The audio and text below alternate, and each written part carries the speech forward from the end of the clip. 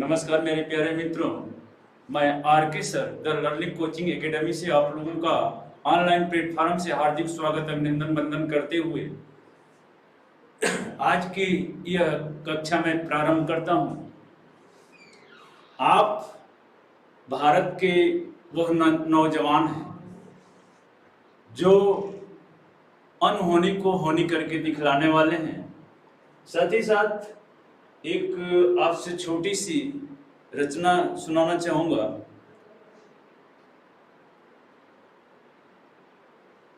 कि ख्वाहिश कभी छोटी नहीं होनी चाहिए, ख्वाहिश कभी छोटी नहीं होनी चाहिए, पढ़ाई कभी अधूरी नहीं होनी चाहिए।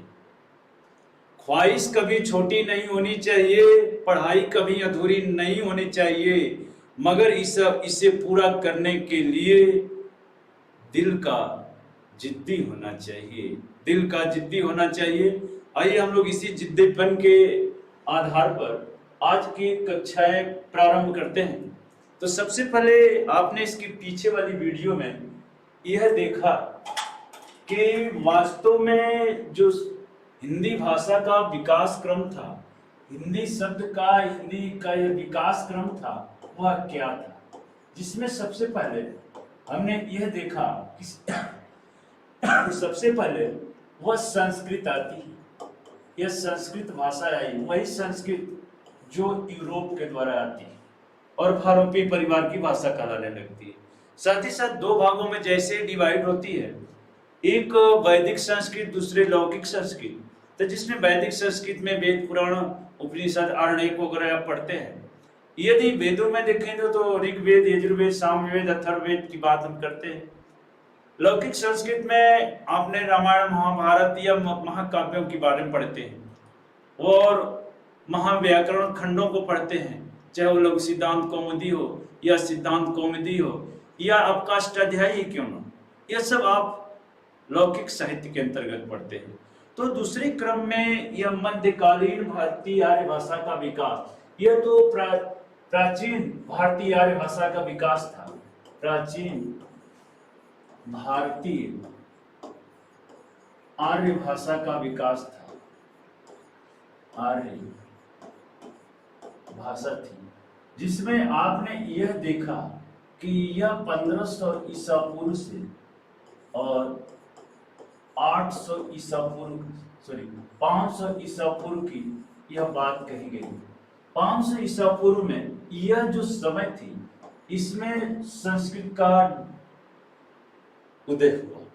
क्योंकि वैदिक संस्कृत देखें तो 500 ईसा पूर्व से 800 ईसा पूर्व की, 1500 ईसा पूर्व से 800 ईसा पूर्व की बात करते हैं। यदि आप इसमें यह देखें कि लौकिक संस्कृत कब से कब तक विकसित हुई, तो वह लौकिक संस्कृति आप देखेंगे कि 800 ईसा पूर्व से 500 ईसा पूर्व के बीच की बात थी। तो कहीं न कहीं यह सबसे पहले संस्कृत भाषा का विकास होता है, चाहे वह किसी भी रूप में। आपने यह भी देखा कि संस्कृत भाषा का सर्वप्रथम प्रयोग वह प्राचीन भारतीय आर्य भाषा में हुआ। यह संस्कृत भाषा दो भागों में विभाजित होती है, वैदिक संस्कृत, लौकिक संस्कृत।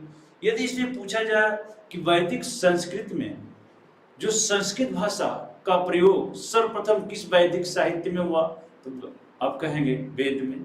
यदि इसमें प्रश्न यह पूछा जाए कि वेद में सर्वप्रथम या किस वेद में सर्वप्रथम संस्कृत भाषा का प्रयोग हुआ, तो आपका उत्तर होगा कि नहीं, यह ऋग्वेद में हुआ।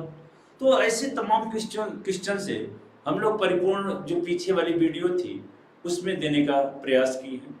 आज हम लोग पढ़ेंगे मध्यकालीन भारतीय आर्य भाषा। यह मध्यकालीन भारतीय आर्य भाषा होती क्या है, सबसे पहले ये देखेंगे। क्या मध्यकालीन भारतीय आर्य भाषा का उदय एकाएक हो जाता है? कालीन भारतीय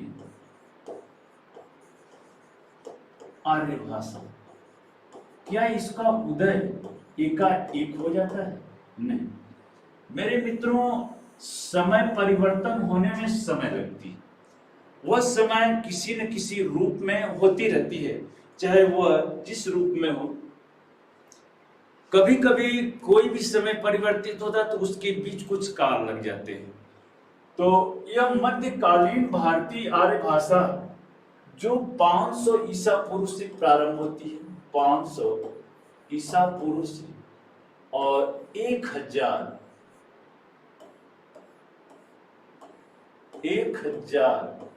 ईस्वी तक की यह समय सीमा होती है। और इसमें यह भाषा विकास क्रम में हिंदी भाषा का जो विकास क्रम हो रहा है, इसमें बहुत ही महत्वपूर्ण यह समय होती है। क्योंकि इसमें देखेंगे तो हिंदी साहित्य या हिंदी भाषा मुख्य रूप से 3 कालखंडों में विभक्त हो जाती है। पाली हो, प्राकृत हो, अपभ्रंश हो। यह 3 काल में विभक्त होती है और तीनों काल किस रूप में कब से कब तक कहा गया, यह बात आती है। तो पहला इसमें प्रश्न ध्यान से सुनिएगा कि यह जो मध्यकालीन भारतीय आर्य भाषा है, इस मध्यकालीन भारतीय आर्य भाषा की जो समय सीमा है वह 500 ईसा पूर्व से 1000 ईस्वी तक। तो इसमें कितनी भाषाएं विकसित हुई? तो मध्यकालीन में सबसे पहले पाली भाषा, फिर इसके बाद प्राकृत भाषा, फिर इसके बाद अपभ्रंश भाषा। यह 3 एक ही काल में इसका विकास होता है, एक ही काल की भाषा है। इसमें आपने यह भी देखा कि यह पाली उस समय बोली गई। इसकी पहले समय सीमा देख लेते हैं। तो इसकी समय सीमा का ज्ञान करना हो तो यह 500 ईसा पूर्व से, देखिएगा 500 ईसा पूर्व से 1 ईस्वी तक की यह समय होती है। 1 ईस्वी में पाली, वही पाली जिसमें बौद्ध ग्रंथ लिखे गए, वही पाली जिसमें बौद्ध धर्म के ग्रंथों की बात करते हैं, चाहे सुत्त पिटक हो, विनय पिटक हो या अभिधम्म पिटक हो, यह त्रिपिटक इसी पाली भाषा में लिखे गए। मित्रों, इसके बाद यह प्राकृत भाषा आती है। तो यह 1 ईस्वी से 500 ईस्वी तक की यह समय सीमा होती है। और यह जो अपभ्रंश है, यह 500 ईस्वी से 1000 ईस्वी तक की यह समय सीमा है। तो कहीं न कहीं ये जो 3 कालों की बात कही जा रही है, 3 समयों की बात कही जा रही है, तो इसमें 3 भाषाओं का विकास हुआ। और 3 भाषाएं ये प्राकृत में आप पढ़ते हैं तो प्राकृत में भी लगभग आप 5 प्रकार की प्राकृत आपको पढ़ाया जाता है। और जब पाली या अपभ्रंश पढ़ते हैं तो 7 प्रकार के अपभ्रंशों की बात की जाती है। क्योंकि यह सब वीडियो आपका जब मैं भाषा विज्ञान स्टार्ट करूंगा तो एक एक पन्ने पाली भाषा के कौन कौन से स्वर हैं, कौन कौन स्वर आते हैं, कौन कौन व्यंजन आते हैं, और प्राकृत भाषा कौन सी होती है, प्राकृत भाषा में कौन कौन से स्वर आते हैं, कौन कौन से व्यंजन हैं, पाली और प्राकृत में क्या अंतर है, प्राकृत भाषा को साहित्यिक भाषा क्यों कहा गया, इन सब बातों पर चर्चा करेंगे। या अपभ्रंश भाषा का विकास पाली के बाद हुआ कि संस्कृत के बाद हुआ, किसके आधार पर अपभ्रंश भाषा का विकास माना जाता है, ये सब बातें वो भाषा विज्ञान की जो जिसमें भाषा पढ़ाएंगे और भाषा पढ़ाते इस भाषा वाली वीडियो में यह आपको मिलेगी। तो यहाँ हम साहित्य स्टार्ट करने वाले हैं। तो मेन चीज हमें साहित्य से समझना है कि साहित्य, हिंदी साहित्य क्या है। क्योंकि हम हिंदी का विकास क्रम देख रहे हैं, तो हिंदी भाषा का जैसे विकास क्रम देखे तो कहीं ना कहीं यह 3 काल हो गए। और इसके बाद देखा जाए देखिए यह जो तीसरा है, और यह तीनों का जो ज्ञान जिसके अंतर्गत किया गया, तो प्रश्न आएगा पाली भाषा की उत्पत्ति आर्यों द्वारा किस काल में हुई, आपको बताना है मध्यकालीन भाषा। यह कहेंगे कि पाली भाषा की उत्पत्ति कब हुई, मध्यकालीन भारतीय आर्य भाषा में कब हुई, तो आप बताएंगे 500 ईसा पूर्व से 1 ईस्वी तक। यदि इसमें प्रश्न आता है कि प्राकृत भाषा की उत्पत्ति किस काल में हुई, तो आपके सामने है मध्यकालीन भारतीय आर्य भाषा में। कब हुई? क्या पाली के बाद आई? जी हाँ, पाली के बाद प्राकृत भाषा है, और पाली के बाद जो भाषा आई प्राकृत, उसकी समय सीमा थी 1 ईस्वी से 500 ईस्वी तक के बीच। और इसके बाद यह अपभ्रंश की बात कर लें, वही अपभ्रंश जिसमें स्वयंभू वगैरह आते हैं, जिसे वाल्मीकि कहा जाता है। और इन सब के व्याकरणकर्ताओं की बात करें तो हेमचंद्र प्रमुख होते हैं। हेमचंद्र का नाम सर्वोपरि होता है। इसके बाद यहां से एक और प्रश्न आ सकता है, ध्यान से सुनिएगा। एक प्रश्न और आ सकता है कि यह प्राकृत भाषा, कई बार आया है कि भाषा विकास क्रम सही रूप से बनाइए। यदि इसमें कह दे मध्यकालीन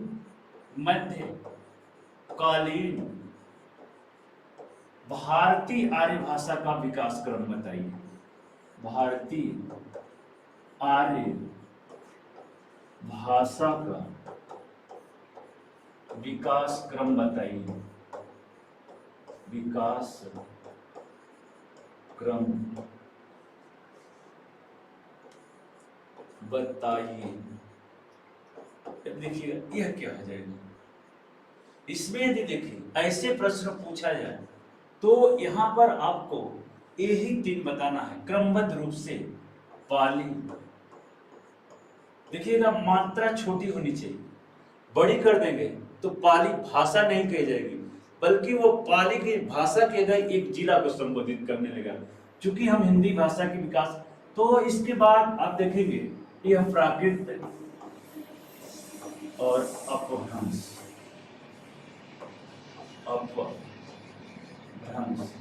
देखिए यह मध्यकालीन भारतीय आर्य भाषा का विकास क्रम।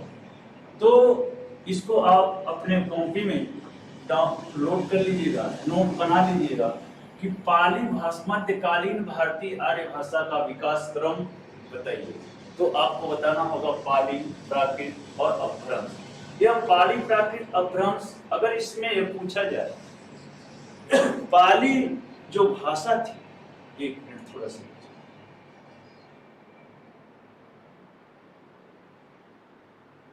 अगर इसमें प्रश्न पूछा जाए कि यह बताइए यह पाली भाषा किस समय बोली गई या किस समय लिखी गई, तो आपको बताना है यह बौद्ध साहित्य लिखा गया। इसमें बौद्ध साहित्य, यह बौद्ध धर्म के अनुयायियों द्वारा लिखा गया।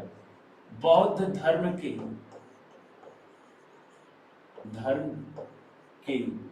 अनुयायियों द्वारा प्रयोग की जाने वाली भाषा पाली के नाम से जानी गई। अब इसके बाद देखिएगा, यदि इस प्राकृत भाषा की बात कर लें तो यह 2 धर्मों को संबोधित, यह भी एक धर्म को संबोधित करती है जिसका नाम होता है जैन धर्म। और जैन धर्म में काव्य जो लिखे गए इसे कहा गया जैन साहित्य। इसे कहा गया जैन साहित्य। तो यह 2 भाषाएं, चाहे पाली हो या प्राकृत हो, यह दोनों भाषाएं किसी न किसी धर्म को संबोधित कर रही, और वह धर्म बौद्ध धर्म और जैन धर्म। इसीलिए इस काल में जितने काव्य लिखे गए उसे बौद्ध काव्य कहा जाता है, और इसमें जो लिखे गए उसे जैन काव्य कहा जाता है। आगे जैसे मैं आदिकाल का विभाजन करूंगा, तो आदिकाल के विभाजन में चाहे वह रासो साहित्य हो, रास साहित्य हो, या सिद्ध साहित्य हो, नाथ साहित्य हो, इन सब बातों में कब किस प्रकार किस साहित्य का नामकरण हुआ उस पर चर्चा करेंगे। वहाँ इनका कुछ सहयोग है, इनके द्वारा इस भाषा में भी काव्य लिखे गए, तो वहाँ की बात वहाँ हम करेंगे। पहले हम लोग साहित्य तो स्टार्ट कर लें, इसके बाद यह अपभ्रंश भाषा की बात कर लें। यह अपभ्रंश भाषा जो आप देख रहे हैं, यह बहुत ही महत्वपूर्ण भाषा होती है। और इसके अंतर्गत जो स्वयंभू हैं, जो अपभ्रंश भाषा के वाल्मीकि कहे जाते हैं, उन्होंने अपभ्रंश भाषा में महाकाव्य लिखा। क्योंकि यह भ्रंश भाषा, चाहे वह सौरसेनी हो या पैशाची हो, खस हो या ब्राचड़ हो, मध्य महाराष्ट्री हो, अर्धमागधी हो या मागधीय भ्रंश, यह जो भाषा अपभ्रंश भाषा के प्रकार हुए, इस भाषा के प्रकार के द्वारा जो उसका विकास हुआ, वह उसी के बाद हिंदी धीरे धीरे परिवर्तित होती है। क्योंकि अपभ्रंश और हिंदी के बीच एक समय आती है अवहट की, तो वह अवहट जो होता है वह 1000 ईस्वी के बाद आता है। और 1100 ईस्वी में आगे दिखे तो आप यह अपभ्रंश, प्राकृत और पाली, 3 चीज आपने देखा कि 3 भाषा का विकास क्रम मध्यकालीन भारतीय आर्य भाषा में हुआ है। और जो प्राचीन भारतीय आर्य भाषा है उसमें सिर्फ एक भाषा का विकास हुआ। वह भाषा कोई और भाषा नहीं थी, वह भाषा हमारी आदि जननी भाषा थी। वह भाषा जिसे सभी भाषाओं की जननी कहा जाता है, जिसे संस्कृत के नाम से जाना जाता है। और मध्यकालीन में वही समय परिवर्तन हुआ, 3 भाषाएं विकसित हुई, जिसमें आपने पाली, प्राकृत और अपभ्रंश के नाम पर आता है।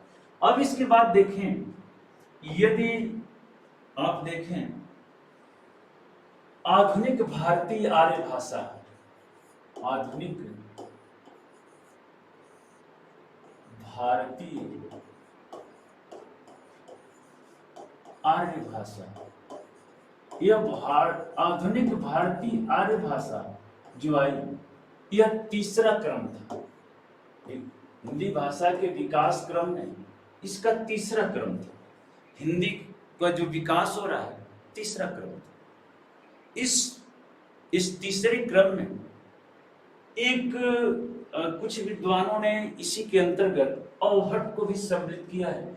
तो सबसे पहले ये देखें कि इसकी समय सीमा क्या है। समय सीमा 1000 ईस्वी से 1000 ईस्वी से अब तक जो समय सीमा चल रही है, उसे कहते हैं आधुनिक भारतीय आर्य भाषा। आधुनिक भारतीय आर्य भाषा में इसके अंतर्गत अवहट्ट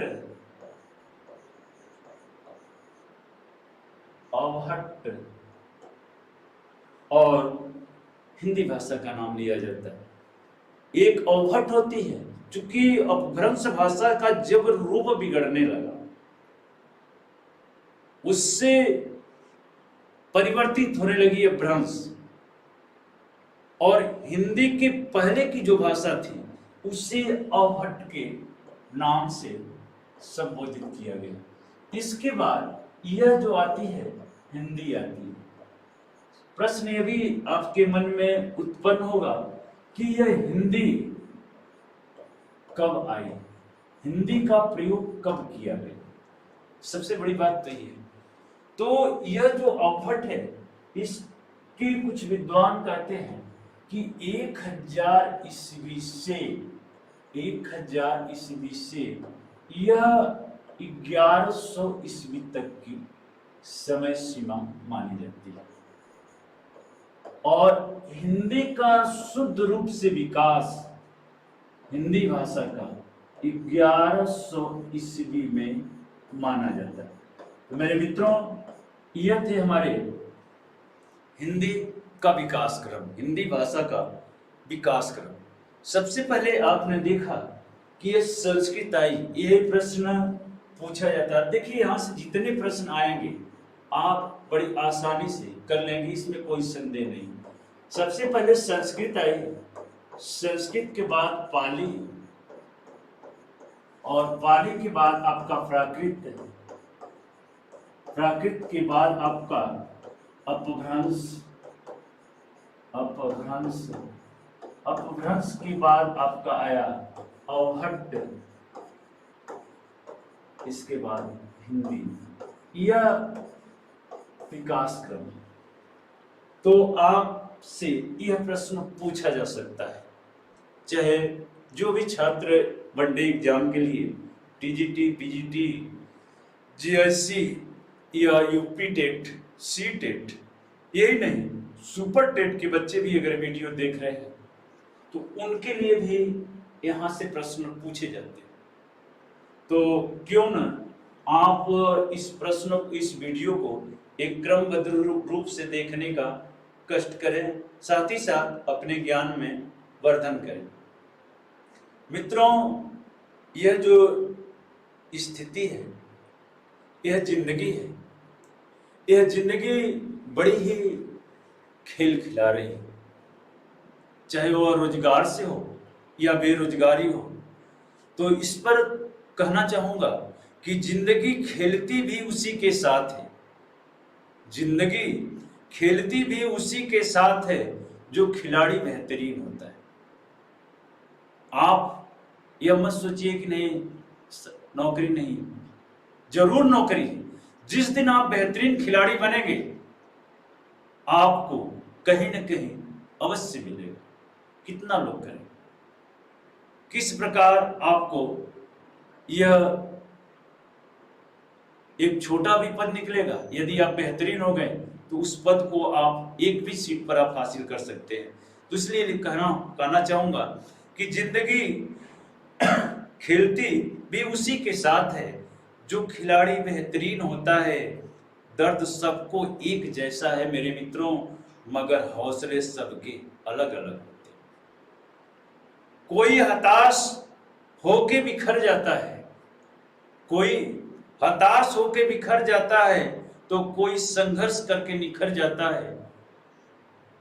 तो आप एक संघर्षशील व्यक्ति, आप एक संघर्षशील व्यक्ति हैं, संघर्ष करने वाले स्टूडेंट हैं।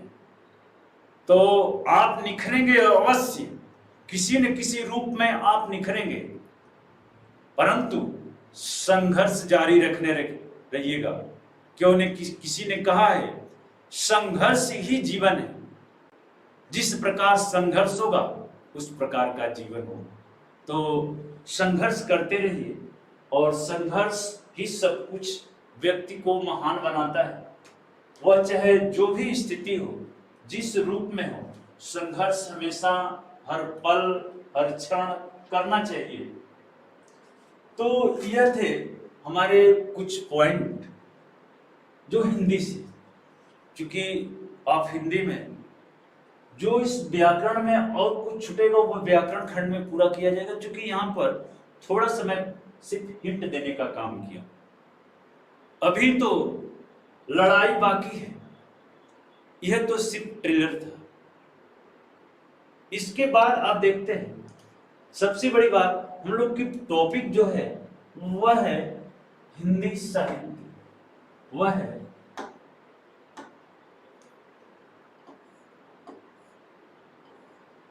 हिंदी साहित्य। देखिए, अब तो हम लोग समझ लिए कि यह हिंदी की उत्पत्ति सिंधु से हुई है, वही सिंधु जो नदी के नाम से जानी जाती थी, और हिंदी अरबियों द्वारा, फारसियों द्वारा दिया गया एक शब्द है। इसके बाद हिंदी विकास क्रम देखें हिंदी भाषा का, कि यह संस्कृत, पाली, प्राकृत और अभ्रंश से अवहट से होते हुए और हिंदी का रूप धारण करती है। तो ये थे हिंदी। अब इसमें हिंदी शब्द में कई बार पूछा जाता है कि हिंदी शब्द में कौन सी प्रत्यय लगी। तो मित्रों, हिंदी शब्द में इक प्रत्यय लगी, और इक प्रत्यय लगने के कारण क का लोप हो जाता है तस्य लोप सूत्र से, और बच जाता है हिंदी, दि शब्द बन जाता है और हिंदी का रूपांतरण हो जाता है। तो उसी प्रकार आज हम लोग समझेंगे साहित्य का प्रारंभ हो चुका है, और साहित्य से संबंधित बातें। सबसे पहले साहित्य शब्द का अर्थ क्या होता है यह समझेंगे। क्या साहित्य लिखा गया जो वर्णों का सार्थक मेल हुआ वही साहित्य है? नहीं। तो इस साहित्य एक शब्द है और इस शब्द का कुछ न कुछ अर्थ होगा और जो अर्थ होगा उसी से संबंधित साहित्य लिखा गया होगा। यह तो बात लगभग कंफर्म है। सबसे पहले यह देखेंगे कि यह साहित्य शब्द बना कैसे। देखेंगे यह साहित्य शब्द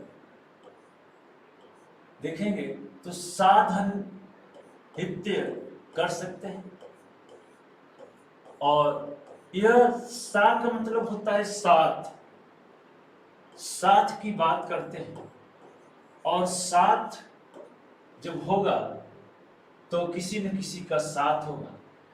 हित माने हित हो जाएगा, सबके साथ, सबके हित, सबके दुख, सबके मर्मों, सबके कष्टों की जिसमें बात कही गई, चाहे वह दुखिया हो और चाहे सुखिया हो, किसी प्रकार का व्यक्ति हो, चाहे राजा हो, चाहे रंक हो और चाहे वह फकीर हो, किसी भी प्रकार के व्यक्ति का वर्णन जिस ग्रंथ के अंतर्गत किया गया है उसे ही साहित्य कहते हैं।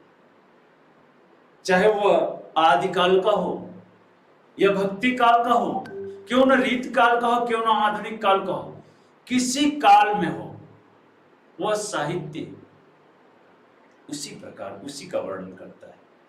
सबके दुखों की बात करता है, सबके मर्मों की बात करता है, सबके कष्टों की बात करता है, सबकी वेदनाओं की बात करता है। और जो सबकी वेदनाओं की बात करे, सबके हित की बात करे, सबके कष्टों की बात करे, वही मित्रों साहित्य है। साहित्य कोई नया शब्द नहीं। सबके दुख, सबके हित की बात करना, सबके हित की बात करना, सबके साथ की बात करना, वही क्या कहलाता है? साहित्य कहलाता है। तो कहीं ना कहीं यह साहित्य सबके लिए बात कही गई है, सबके कारणों की बात कही गई है। तो यह सबसे पहले एक प्रश्न आप याद रखिएगा, अगर आपसे पूछा जाए साहित्य, यह तो एक शब्द है और साहित्य नामक कोई रचना भी है, आपको बताना है यह किसकी रचना है। जो साहित्य नामक रचना है वह किसकी है, इसके रचनाकार कौन है इसके, तो इसके रचनाकार आपको बताना है। आप कमेंट बॉक्स में कमेंट करिएगा और आप देखेंगे। चलिए हम इसकी व्याख्या कर देते हैं। यह साहित्य जो रचना है वह आचार्य रामचंद्र शुक्ल की रचना है। इसके रचनाकार हैं आचार्य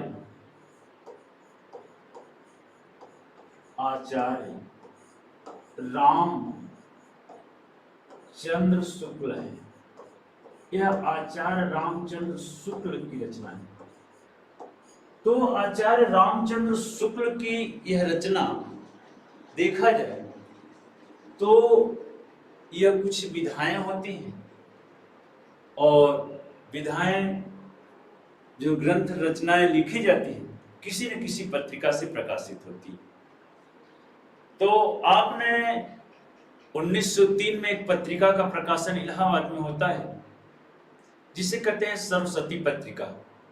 उसी सरस्वती पत्रिका से यह साहित्य नामक रचना प्रकाशित होती है और इसको प्रकाशित यह सरस्वती पत्रिका से इसका प्रकाशन हुआ था। और यह वही सरस्वती पत्रिका जिसके संपादक महावीर प्रसाद द्विवेदी थे। तो कहने का तात्पर्य यह है कि यह साहित्य सबके हित की बात कर रहा है। जब अर्थ लगाएं तो सबके हित, सबके दुख, सबके कष्टों, सबके मर्मों, सबकी वेदनाओं की बात जो करता है या जिसमें लिखा जाता है, जिसमें रचना की जाती है, उसे ही क्या कहते हैं? साहित्य कहते हैं। अब इस साहित्य, यदि ग्रंथ रचना के बारे में पूछ रहे हैं कि साहित्य एक रचना है, किसकी है? तो आचार्य रामचंद्र शुक्ल की है। यह सरस्वती पत्रिका से प्रकाशित हुई थी।